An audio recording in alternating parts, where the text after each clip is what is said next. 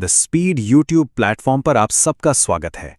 चलिए आज बात करते हैं भारतीय इतिहास के एक ऐसे टर्निंग पॉइंट की जिसने अगले 200 सालों के लिए भारत की पूरी कहानी ही बदल दी। ये कहानी है प्लासी के युद्ध की, लेकिन शायद वैसी नहीं जैसी हमने और आपने किताबों में पढ़ी है। तो सबसे पहला और सबसे बड़ा सवाल, जब हम प्लासी का युद्ध सुनते हैं तो दिमाग में क्या आता है?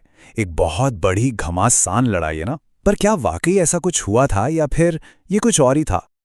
देखिए, बड़े बड़े इतिहासकार यही कहते हैं कि प्लासी की लड़ाई असल में लड़ाई थी ही नहीं। ये तो एक साजिश थी, एक धोखा था, जिसका खेल मैदाने जंग से कहीं दूर बंद कमरों में खेला गया था। अच्छा, तो इस पूरी साजिश को समझने के लिए ना हमें थोड़ा पीछे जाना होगा, ये समझने के लिए कि आखिर वो कौन सी चिंगारी थी जिससे इतनी बड़ी आग लगी। ये कहानी है बंगाल के नए नवेले नवाब और ब्रिटिश ईस्ट इंडिया कंपनी के बीच बढ़ते तनाव की। जरा सोचिए, सिर्फ एक साल के अंदर सब कुछ कितनी तेजी से बदल गया। अप्रैल 1756 में सिराज-उद-दौला नवाब बनते हैं। कुछ ही महीनों में वो कंपनी के किले पर कब्जा कर लेते हैं। फिर होती है वो कुख्यात ब्लैक होल की घटना, और उसके बाद रॉबर्ट क्लाइव की वापसी। माहौल एकदम गर्म था। तो झगड़े की असली वजह क्या थी? सिर्फ किलेबंदी नहीं थी। देखिए, कंपनी दस्तक यानी अपने ट्रेड परमिट का गलत इस्तेमाल कर रही थी, जिससे नवाब का खजाना खाली हो रहा था। वो नवाब के दुश्मनों को अपने यहाँ पनाह दे रहे थे। और सबसे बड़ी बात, वो सिराज-उद-दौला को नवाब मानते ही नहीं थे। उन्हें तो बस एक ऐसा नवाब चाहिए था जो उनकी उंगलियों पर नाचे। और यहीं से कहानी का सबसे अहम, सबसे शॉकिंग मोड़ आता है। अंग्रेज ये समझ चुके थे कि वो सीधी लड़ाई में तो जीत नहीं सकते, तो उन्होंने चुना धोखे का रास्ता। चलिए देखते हैं कि ये साजिश का जाल कैसे बुना गया। अब जरा इन आंकड़ों पर गौर कीजिए। एक तरफ नवाब की 50,000 सैनिकों की विशाल सेना, और दूसरी तरफ क्लाइव के मुट्ठी भर करीब 3,000 सिपाही। मतलब कोई भी कहेगा कि ये तो एक तरफा मुकाबला है। तो फिर अंग्रेज जीते कैसे? जवाब लड़ाई में था ही नहीं। जवाब था एक सीक्रेट डील में, एक गुप्त समझौते में, जिसने युद्ध शुरू होने से पहले ही उसका नतीजा तय कर दिया था। ये था रॉबर्ट क्लाइव का मास्टर प्लान। 4 कदम। पहला, नवाब की सेना में ही उस इंसान को ढूंढो जो गद्दारी कर सके, और वो मिला मीर जाफर। दूसरा, उसे सबसे बड़ा लालच दो, बंगाल के नवाब की गद्दी का।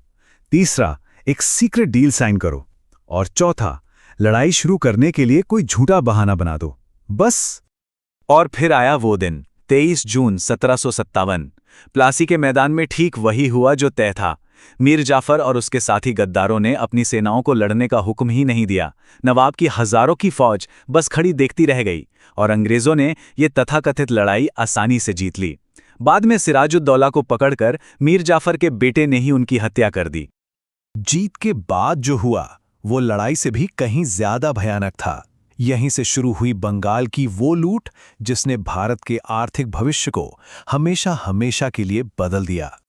मीर जाफर को नवाब की गद्दी तो मिल गई, पर वो सिर्फ नाम का नवाब था, एक कठपुतली।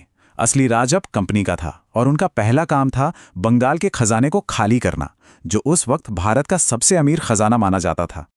नए नवाब ने कंपनी को हर्जाने के तौर पर 1,17,00,000 रुपए दिए। जरा सोचिए, उस जमाने में ये कितनी बड़ी, कितनी भारी भरकम रकम रही होगी। इस एक रकम ने कंपनी को रातों रात माला माल कर दिया। और ये लूट सिर्फ कंपनी तक ही नहीं रुकी। कंपनी के बड़े बड़े अधिकारियों ने भी अपनी जेबें गरम की। अकेले रॉबर्ट क्लाइव को तोहफे के नाम पर 2,24,000 रुपए मिले। ये खुलेआम भ्रष्टाचार था। प्लासी का असर सिर्फ बंगाल पर नहीं हुआ। इस एक घटना ने, इस एक साजिश ने पूरे हिंदुस्तान को एक ऐसे अंधेरे रास्ते पर धकेल दिया जिससे निकलने में हमें 200 साल लग गए। सोचिए, एक ट्रेडिंग कंपनी जो यहां सिर्फ व्यापार करने आई थी, अब बंगाल पर राज कर रही थी। यहीं से भारत में ब्रिटिश साम्राज्य की नींव पड़ी। हमारे राजा महाराजाओं की आपसी फूट पूरी दुनिया के सामने आ गई, और मुगल सल्तनत की कमर पूरी तरह टूट गई। और आर्थिक तौर पर कंपनी की तो जैसे लॉटरी लग गई। उन्हें बंगाल में व्यापार पर पूरा कंट्रोल मिल गया, टैक्स वसूलने का अधिकार मिल गया, और सबसे जरूरी बात, अब उन्हें अपनी लड़ाइयों के लिए इंग्लैंड से पैसा मंगवाने की जरूरत नहीं थी। वो बंगाल के पैसे से ही अपनी सेना को बढ़ाते गए और पूरे भारत पर कब्जा करते गए। तो हम वापस उसी सवाल पर आते हैं कि कैसे एक लड़ाई जो असल में एक साजिश थी 200 साल की गुलामी की वजह बन गई। प्लासी ने अंग्रेजों को एक फॉर्मूला दे दिया था, भारत को तोपों से नहीं बल्कि फूट और धोखे से जीतो, और इसी फॉर्मूले का इस्तेमाल उन्होंने अगले 200 सालों तक किया।